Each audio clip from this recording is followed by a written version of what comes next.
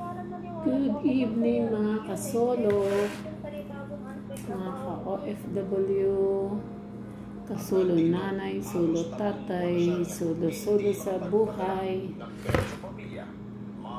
Linis tayo ng parsley. Nakikinig ako dito sa balita. Ang tanong ko dito sa mga ang daming scammer, di ba? Kaya lang, salamat sa Diyos at may gabay ako. Salamat sa Diyos, lagi tayo may gabay. Kasi naka-encounter na rin ako ng ganyan. Sabi, parcel daw, parcel. Papadalhan ako dito ng gift. Sinakyan ko siya. Sabi ko, sige, galing UK. Sabi, galing UK. Pinakita ang laman, ganun kahalaga. Ang laman, mga mahalaga. Sabi ko, sige, kailan yan darating? Abangan na lang daw, tatawag daw siya pagka na-forward na. After 5 days, tumawag. Sabi niya, na-forward na, ito yung ganito, ganon. Yung resibo. Darating na dyan yung parcel. Kaya lang, na-hold daw sa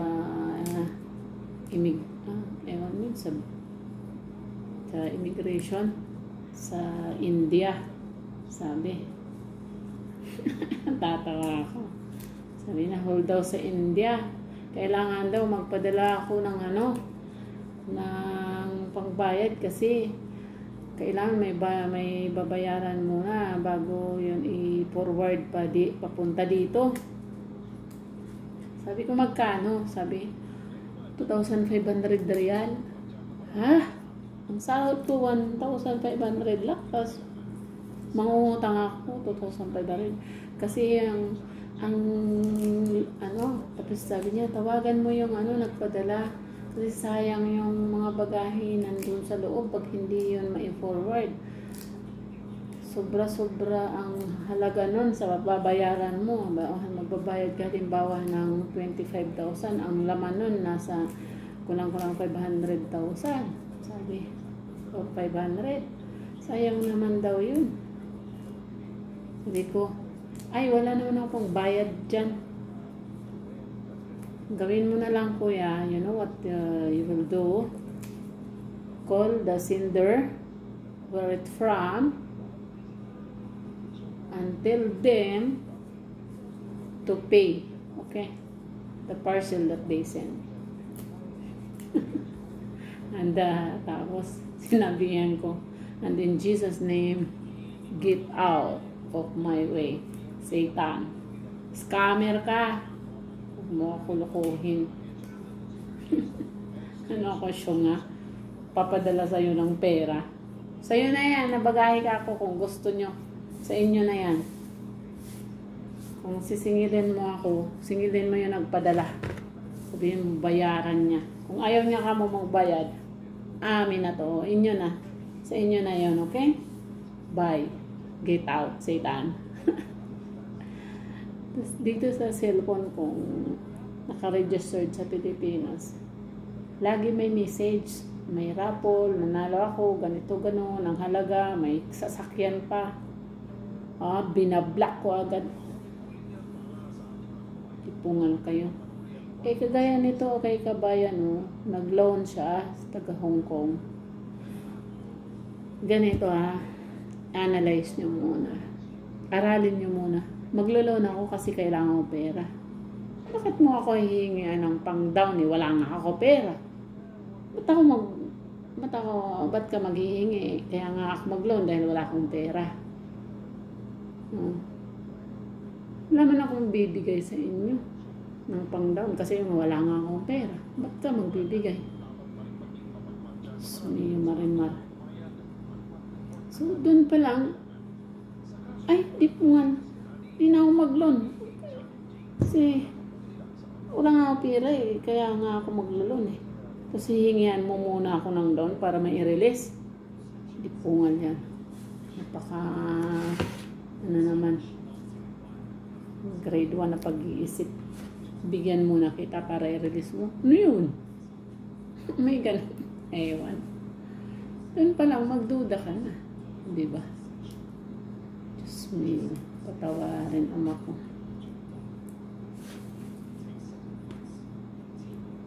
Salamat sa Diyos. Lagi tayong may gabay. Kaya para sa akin, hindi na ako mag-interest dyan sa mga malalaking halaga. Biyaya ng Panginoon. Kung dagdagan yung sahod ko, lumaki, thanks God. Yun yung biyaya. O, di ba? Pero yung sabihin mo, nanalo ka, o ito, panalo mo, nanalo yung number mo. Di po nga. Sa inyo na yan. Hindi akong persado dyan sa mga kayamanan. Sapat na sa akin yung sumasahod ako. O, sumasahod ka, basta magtrabaho ka, kikita ka. And the best talaga, payo ko sa mga solo parent, kagaya ko, solo, How many years I'm alone, I'm working alone.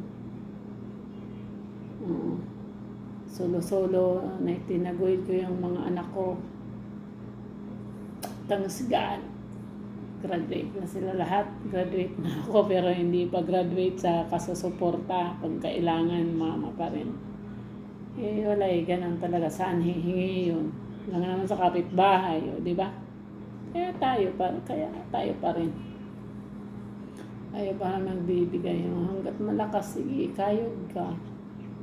Kayod. Payo ko lang nyo po, noon, 2 kami ng asawa ko. Ako tumutulong din tarotinda. Siya may trabaho. Pero bakit gipit na gipit? Hindi nga makabili ng isang sakong bigas. Diyos me. Bakit ganun? Alam niyo po, na-realize ko nung ako na lang mag-isa, hindi kami nawawala ng bigas. O, di ba? Ako na lang ang nagtatrabaho. Hindi kami nawawala ng bigas. Kasi bawat kinikita ko, pinasisiguro ko sa pagkain. Siyempre, kung hindi ka kumain, manghihina ka, paano ka makapagtrabaho kung mahina katawan mo, di ba? The best talaga, pag walang bisyo, mapagkakasya mo ang sweldo. O, di ba? Ilan kami kumakain? 5. Tapos, ako lang nagtatrabaho.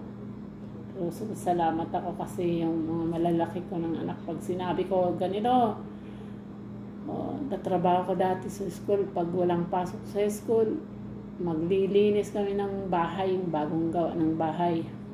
Kami ng anak ko, ako tagalinis siya, tagatapon ng mga basura. Diba? Pag may nagpapatinda ng prutas, gulay, sige, mag-sidecar tayo, tinda tayo. Ganun lang, para makakain tayo. Kasi ang hirap ang hirap ng wala ka naman maasahan, kaya kumilos ka. Isang ko lang, ang natutuhan ko lang, minsan naiiyak ako. Nagulat ako, salamat sa Diyos. Tapos na sila sa pag-aaral, survive, makapagtapos ng pag-aaral, di ba? Yan, nakakahingi lang ako sa mga kapatid. Yun, may kapatid ako lagi hinihingian. Hiram na hingi. O, di ba? Yun lang, kapatid ko. At Diyos ko, salamat sa Panginoon. Di ba? Nakatapos din sila. Tapos nababayaran ko pa yung SS ko, sarili kong SS, para sa retirement ko, di ba? Kasi wala kang bisyo Hindi ko na, okay lang, walang day off. Kasi mag-day off ka, lalabas ka, pera. O, sayang yun. Ipunin mo na lang paghulog mo sa SS. Para pag ugod-ugod na tayo, di na natin kaya magtrabaho, may sahod pa rin tayo. Diba? Doon sa mga, mga loan, nakakatakot talagang mag-loan doon online. I'm sorry. Doon ako sa personal kong kausap, na personal kang pupunta sa office, sa bangko. Yun, mga legit. Yan ang mga legit na nag-uutang din ako. Gamit ko yung pension card namin.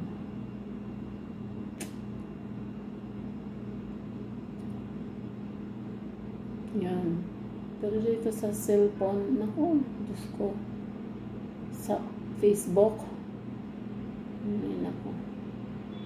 Diyan nga, sa Facebook, may mga free tutorial. Yung pala, pag pumunta ka dun sa link nila, may monthly payment. Ay, huwag nakala ko free. Block kita. Tapos, usapan.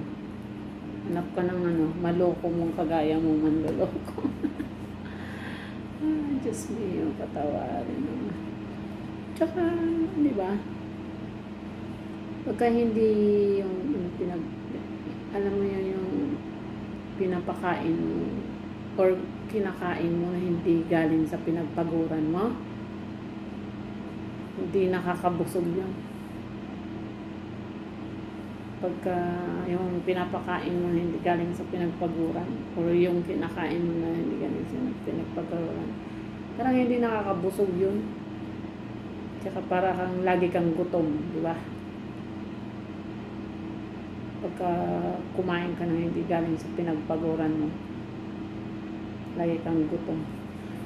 Ito, paano malalaman kung legit ang online loan? OFW na wala ng 100K dahil sa online loan. Yung online loan, huwag ka magsigurado dyan. Yung hawak na nga, naaagaw pa yun pa. Nasa system. Isang click niyan. Wala na, goodbye ka na, di mo na makontak. Di ba? Ay, Diyos me, patawarin naman. Ako nga, nag-birthday, 50 years old. Sabi ng mga anak ko, Mama, padalan mo kami 5,000, maghahanda kami sa birthday mo, 50 years old, ha? Yung 5,000, kainin nyo lang sa isang araw.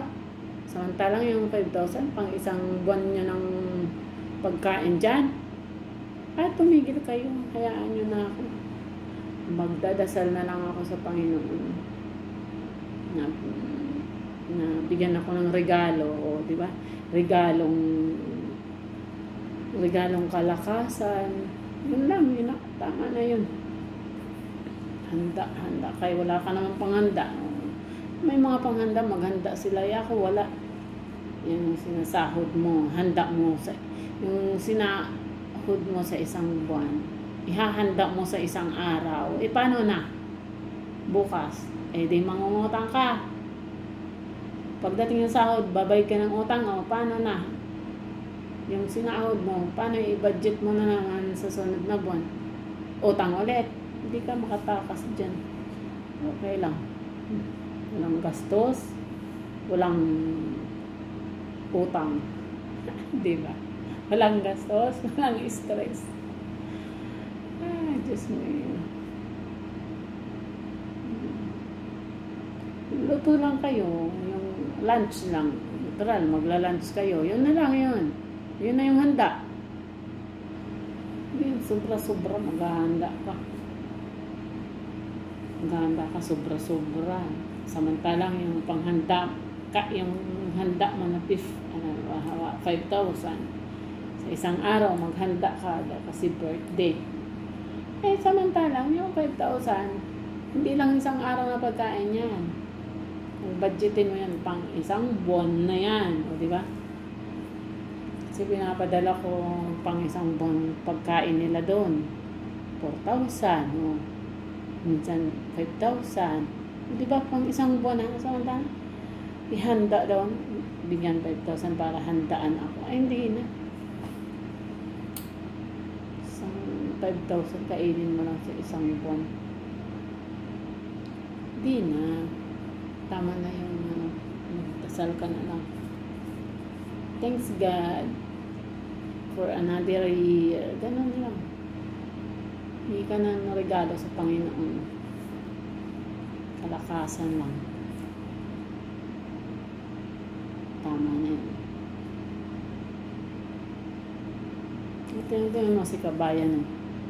Ito, dating OFW.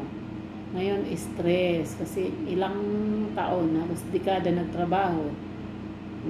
Dekada nagtrabaho siya. Tapos wala daw ipon. Kaya pag uwi, nandun sa lansangan, nakakatulala. Ako, harinawa. Pagpurbod ko, makikifarming ako. Kikitanim. Biyaya ng Panginoon, makabili ako ng sarili kong taniman. O di magtanim ka para may makain. Di ba? Tanim ka para may makain. Lahat ng kailangan mo sa kusina, tanim mo. Kung may mataniman ka, di ba? Kung wala ka kaya naman mataniman, tanim ka dun sa mga bakanting lote. Nawa. Harinawa. Linis tayo ng parsley, bagdones. Kasi gagawa ako ng warag inap. Gawa tayo ng suman ng Saudi. Suman ng Saudi. Pambalot ang suman nila yung balot ng suman nila ito. Grapes leaves. Diba? Ayan, pangbalot nila sa suman. Suman nila. Suman nila.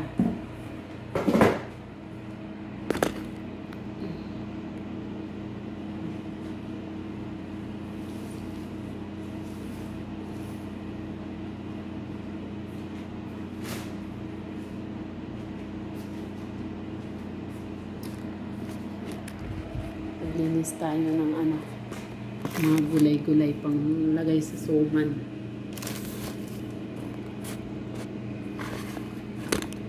Habang si Lola ay natutulog pa.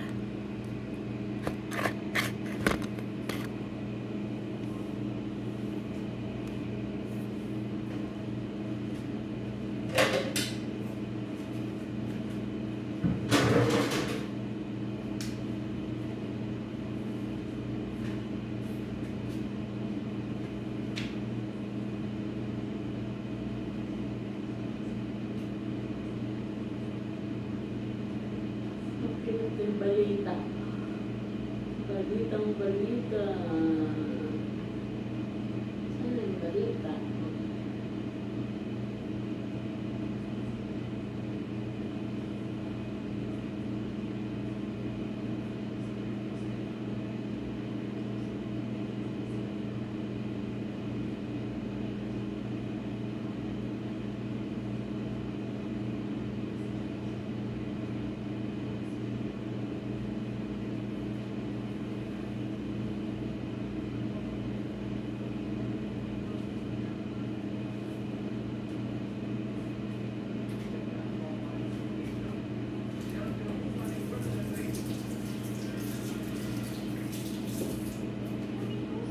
Para hindi ma-scam, huwag ka na mangutang. Pang birthday man lang. Huwag ka na mag-birthday. Huwag ka na mag-birthday para hindi ka mangutang. Di ba? Kaya lang, wala tayong magawa. Buhay nila yun. Gusto nila ng ganun. Para sa akin, kung ayaw may stress, hindi huwag ka mangutang. Ganun. Mahingi ka na lang.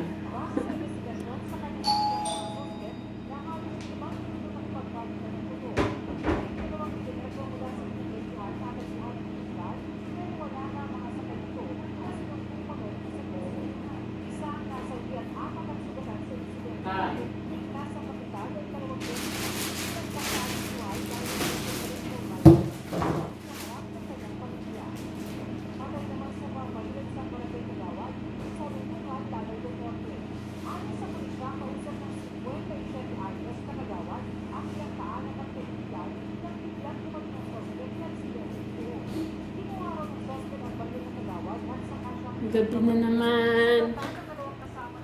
Ayan, gabi na naman.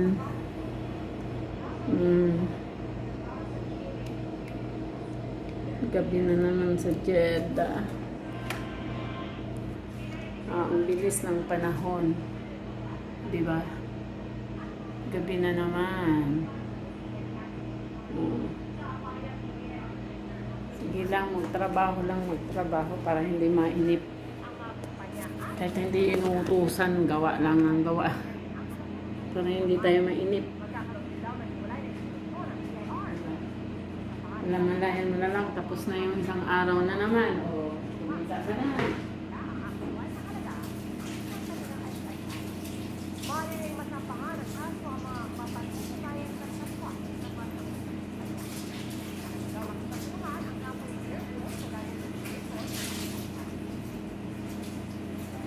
May dagdag na atraksyon sa makasaysayang Intramuros sa Interactive Museum at Tourist Pininihan sa pagtutok ni Darnie Khan. Ano daw? Sa ang Intramuros sa mga pinakamakasisayan lugar sa Pilipinas. Higuri po, 50,000 turista dumarayo ito para mamasyal at mapagtulak. At simula June 12 po sa pagtutok ng araw ng kalayaan, magkakaroon ng bagong atraksyon ito, ang Centro de Turismo Intramuros, na isang interactive museum at tourism center. Sa Suka. Ay, no. Warag inap. Ito, warag inap. Kasi, dito yung apo ni Lola. Yung lablab kong apo ni Lola. Gawaan ko ng warag inap. Pero hindi naman sila nakatira dito. Doon sa ibaba. Pero dito sila kumakain simula nung dumating ako dito. Simula nung tumira ako dito. Ay, nagtrabaho ba? Hindi tumira, nakitira ng trabaho kay Lola. Talagang dito na yun sa kanya kumakain ng mag-ama. Dalawang dalaga tsaka yung tatay. Bunsong anak ni Lola. Ito tayong warag inap. Iba ang ano nun, sangkap. Ito, lemon, kamatis. Ang dami kong wala ha. Ang tagabili namin. Malintikan to. Yan, ganyan. Tapos, yung mga dahon-dahon. Alam mo ba? Ito, parsley. Lalagyan natin parsley. Tapos yung dill. Tsaka mint. Mint. Tsaka dill. Ito, mayroon ako dito. Dill. Lagyan natin ng konting coriander. Ito, tapos yung dill. Ito, dill ito yung yung parang ano, buhok. Lalagyan natin ng ganyan. Diba? Maraming sibuyas. Kulang pa itong kamatis. Tapos dips roman, salt and pepper. Where are you, dips roman? Ito, dips roman. Tapos olive oil. Yan, olive oil. Wala na kami olive oil. Yan. Yan lang. Kasi si Lola sige lang tulog. Ayun. Mamaya, pakainin natin yun ng grapes. Grapes na may yogurt. Pag nagising si Lola ay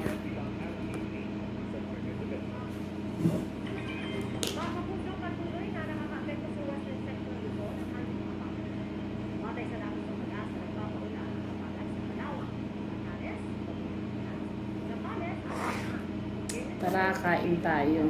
Oo, diba? Maputla. Maputla na. Maputla na. Pakwan. Kumamis. Nilagyan ko ng asin.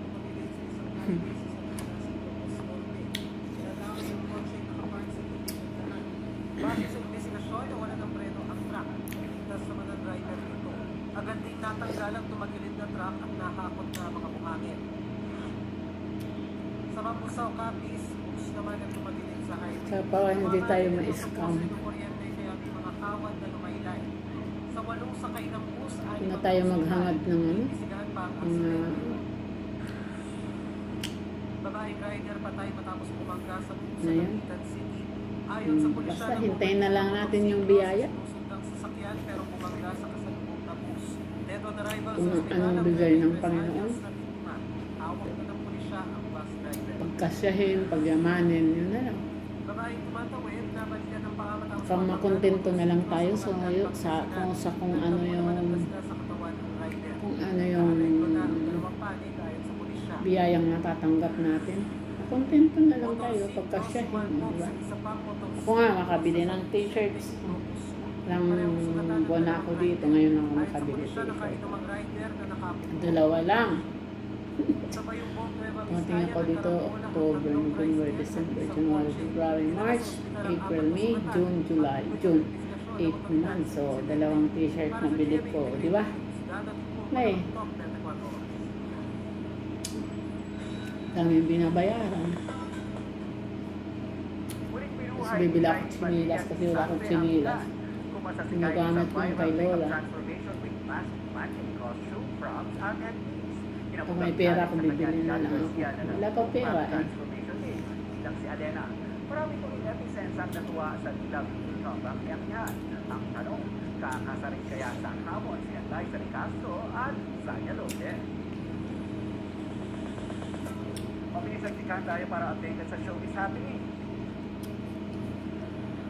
Dump truck na may kargang buhangin napakatras at tumagilid sa isang highway sa San Nicolas, Ilocos Norte. Nadamay ang kotseng nakapark sa gilid ng daan. Base sa investigasyon, nawala ng preno ang truck. Ligtas naman ang driver nito. Agad ding natanggal Ngayon, ang tag-ulan na. truck at nahakot na mga buhangin. Magtanim-tanim na tayo. Sa Mabusaw, Capiz, bus naman ang tumagilid sa highway. Tumama rin ito sa poste ng kuryente kaya may mga kawad na lumaylay. Sa 8 sakay ng bus, 6 na ospital, inibisigahan pa ang aksidente. Babaeng rider patay matapos bumangga sa bus sa Dapitan City.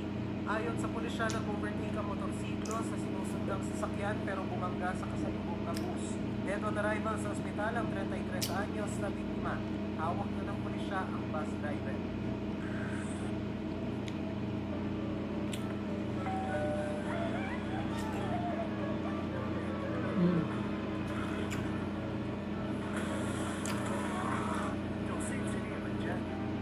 Sumansa ng isang barko sa Coron, Palawan. Patuloy na ibinababa mula sa barko ang mahigit 1,000 sakay nito. Nasa frontline na balitan yan, si Brian Ganyan, Paz. asin. Para Sa kumamis. sunda ng barko, nagpalipas ng pagdama ang mga pasahero nito. Doon na rin sila ng hapunan. Yan ay matapos sumansa Asin. sa kanagatang bahagi ng Coron, Palawan. Parang Ang matamis. passenger vessel na Ba? St. Francis Xavier. Gabi na naman dito sa Jeddah. Sabi niya, naghating gabi na, Hmm. pero wala pa daw silang natatanggap ng update mula sa mga kawani ng barko. Wawaraw ang mga sangkol at ang mga matatanda. Umakyat na raw sila sa taas ng barko para nagpakasaga Ba? ng hangin. Alas 4 kahapon ng Tumatamis pag nilalagyan ng asin. sa Philippine Coast Guard Palawan, kumanya ang bahina ng barko na lapit sa pagkasagsan sa mga mamula malapit sa pantalan ng may isang libo ang 300 ang sakay ng barko, kabilang ang 100.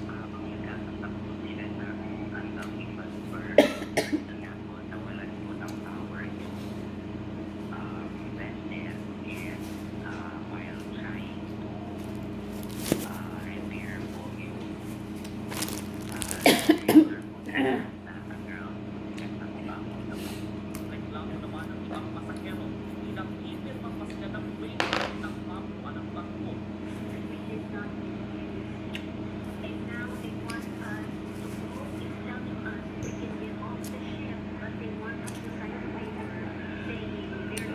Goodbye mga kasulo. May ibang pasahero na ibang Good night everyone.